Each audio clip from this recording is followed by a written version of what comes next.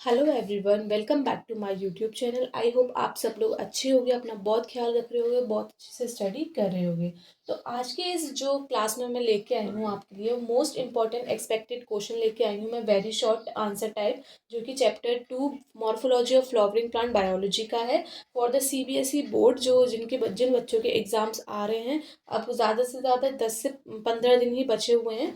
तो मैं चाहती हूँ कि आपकी जो प्रिपरेशन है, मैं उसको और ज़्यादा बूस्ट करूँ, कुछ अच्छे क्वेश्चंस देके, कुछ जो इम्पोर्टेंट क्वेश्चंस है जो एक्सपेक्टेड करे जाते हैं कि हाँ ये आएंगे, उन क्वेश्चंस को मैं आपको प्रोवाइड कराऊँ ताकि आपकी जो प्रिपरेशन हो वो और अच्छी बूस्ट हो।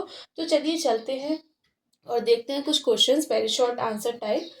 पहला जो क्वेश्चन आता है वो आता है, what are the component cells of the egg apparatus in an embryo sac. जो एग एपरेटस है हमारा एम्ब्रियो सेक में, उसमें जो कंपोनेंट सेल्स है वो कौन से हैं?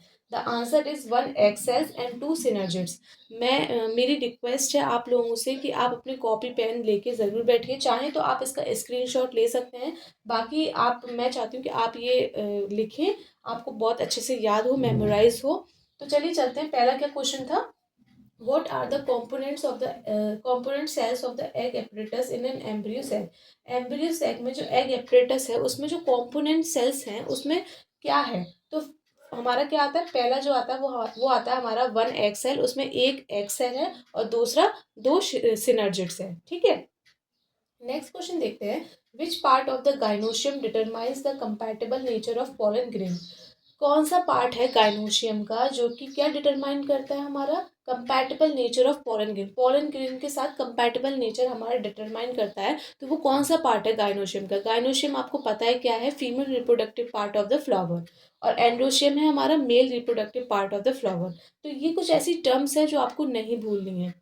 ठीक है, तो क्वेश्चन में क्या कह रहा है कि कौन सा पार्ट है ऐसा गाइनोशियम का जो क्या डिटरमाइंस करता है compatible nature of the pollen grains. The answer is the stigma. Stigma वो पार्ट है गाइनोशियम का जो कि कंपैटिबल नेचर शो करता है पोलन ग्रेन के साथ। नेक्स्ट क्वेश्चन देखते हैं, give the scientific name of the plants that come to the India as an contaminated with the imported weed and cause pollen energy.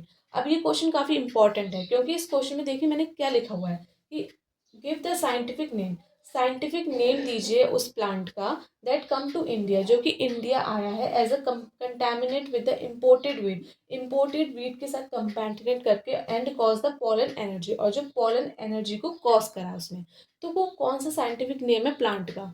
The answer is the parthenium. Parthenium is the most important scientific name of the plant that came to India as a contaminate with the imported wheat and causes the pollen energy. तो ये question बहुत ज़्यादा most expected question बन सकता है, तो आप इस क्वेश्चन को ज़रूर रीचेक करिएगा। नेक्स्ट जो क्वेश्चन आता है वो आता है हमारा, pollen grains of the water pollinated species have the special characters for the protection from water। जो pollen grains है हमारे वाटर पॉलिनेटेड से, उनकी जो स्पीशीज है उनके पास स्पेशल कैरेक्टर्स है for the protection from water, water से प्रोटेक्शन करने के लिए। तो उसका आंसर क्या है? The answer is presence of the mucilaginous covering. उनके पास म्यूसिलीजीनियस कवरिंग है, इस वजह से उनका वाटर से प्रोटेक्शन हो जाता है। तो this question is also important. तो मैं रिक्वेस्ट करती हूँ कि आप इस वीडियो को ज़रूर रीचेक करिएगा और इसको अच्छे से नोट करिएगा। नेक्स्ट क्वेश्चन आता है हमारा, why are the pollen grains produce in enormous quantities in maize। जो pollen grains है वो हमारा मेज की क्वांटिटीज में इतना ज़्यादा प्रोड्यूस क्यों हो रहा है? The answer is because it is pollinated by the wind, क्योंकि ये विंड से पॉलिनेटेड होता है।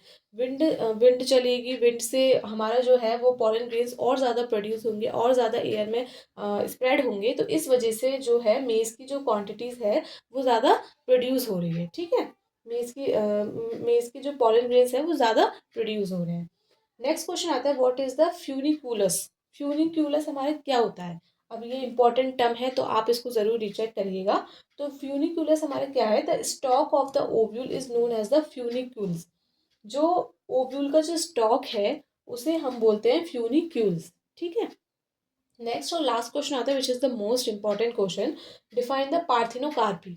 ये इंपॉर्टेंट टर्म है, आपको पता है, ये हर साल क्वेश्चन में पूछा जाता है। पास्ट ईयर मैं आपसे ये कहना चाहती हूँ कि past year previous year question के आप ज़रूर उसको क्वेश्चंस लगा के जाइएगा, ताकि आपको अच्छे से एनालाइज हो सके किस तरीके से क्वेश्चंस आएंगे। तो लास्ट क्वेश्चन हमारा क्या कहता है, डिफाइन द पार्थिनोकार्पी। तो पार्थिनोकार्पी की जो डेफिनेशन है वो हमारी क्या है, parthenocarpy is a production and development of the seedless fruit. Parthenocarpy जो है ये एक प्रोसेस होती है प्रोडक्शन करने की और डेवलपमेंट करने की of the seedless fruit. Fruits के अंदर जो सीड होती है उसको सीड ही नहीं होती है, उस वजह से इसे हम पार्थिनोकार्पी बोलते हैं। पार्थिनोकार्पी मतलब आप सिंपल ये देख लीजिए, फ्रूट के अंदर कोई सीड नहीं है, इस वजह से उसका नाम है हमारा पार्थिनोकार्पी फ्रूट्स। ठीक है। तो ये थे हमारे कुछ important very short type questions. तो आप इस वीडियो को ज़रूर ही चेक करिएगा। अगर आपको मेरी वीडियो पसंद आई हो तो प्लीज़ चैनल को लाइक करें, सब्सक्राइब करें एंड शेयर करें। Thank you so much for watching this video.